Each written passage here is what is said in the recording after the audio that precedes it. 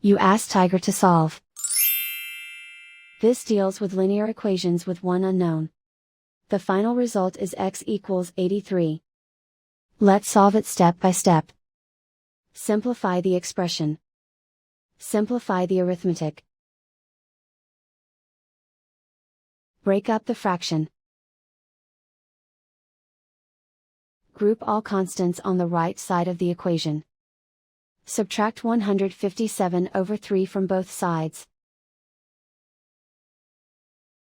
Combine the fractions. Combine the numerators. Reduce the zero numerator. Simplify the arithmetic. Convert the integer into a fraction. Combine the fractions.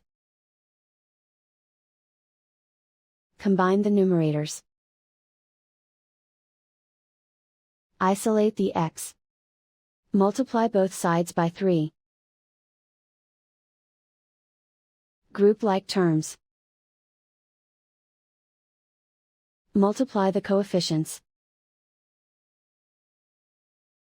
Simplify the fraction. Multiply the fractions. Simplify the arithmetic. And so the final result is x equals 83.